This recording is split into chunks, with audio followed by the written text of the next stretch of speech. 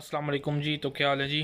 آج ایک اور انٹرسٹنگ ٹاپک کے ساتھ میں آپ کی خدمت میں حاضر ہوں، اور وہ ہے جی ڈی پی۔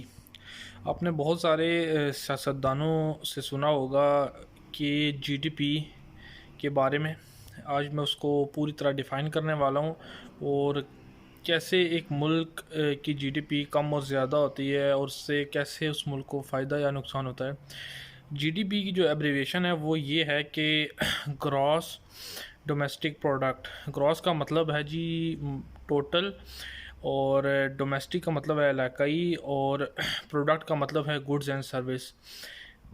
گڈز سے مراد کوئی بھی چیز جو کہ ہمارے ملک میں پروڈیوس ہو رہی ہے، اور سروسز سے متعلق جس طرح کوئی بھی ڈاکٹر اپنی سروس سیل کرتا ہے، یا نائی بال کاٹ کے پیسے لیتا ہے، اس کو سروس بولتے ہیں۔ اگر کسی نائی نے آپ نے اس سے بال کٹوائے اور اس نے آپ کو 100 روپیہ دیا، تو وہ جی ڈی پی کی ویلیو ہو گئی۔ اور پورے ایک سال میں، ٹھیک ہے، جتنی یہ پروڈکشن ہوتی ہے یا یہ پروڈکٹ پروڈیوس ہوتے ہیں اور سروسز سیل ہوتی ہیں، ان سب کے مجموعے کو جی ڈی پی کہا جاتا ہے۔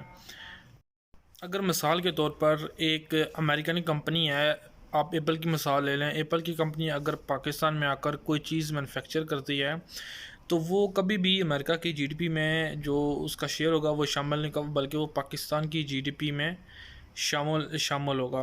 ایک اور مثال سے میں آپ کو سمجھانے کی کوشش کرتا ہوں کہ ایک مال ہے، وہاں پہ مختلف شاپس ہیں، جس طرح کپڑے کی دکان ہو گئی، یا شوز کی دکان ہو گئی، یا کسی بھی کارپیٹ کی دکان ہوگی، فرنیچر کی دکان ہوگی، ٹھیک ہے۔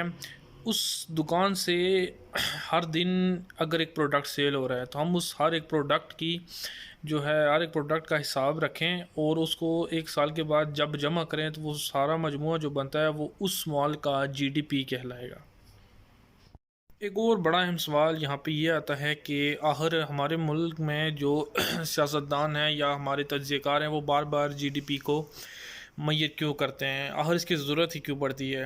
اس کی سب سے اہم وجہ یہ ہے کہ کوئی بھی ملک اس وقت ترقی کرتا ہے جب اس کا جی ڈی پی زیادہ سے زیادہ بڑھتا ہے۔ اگر اس کا جی ڈی پی کم ہو رہا ہے تو وہ ملک کبھی بھی ترقی نہیں کر سکتا۔ اگر جی ڈی پی کم ہوگا تو اس کی پروڈکشن، اس کی جو جتنی بھی سروسز سیل ہو رہی ہیں وہ کم ہو رہی ہیں۔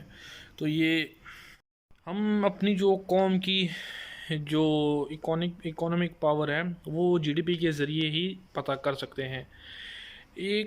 کوئی بھی حکومت جب آتی ہے تو وہ اپنی پالیسیز کو ہمیشہ جی ڈی پی کو دیکھ کر ہی بناتی ہے۔ اگر ہماری جی ڈی پی کم ہو رہی ہے تو وہ اسی لحاظ سے ہی اس پالیسیز کو بناتے ہیں۔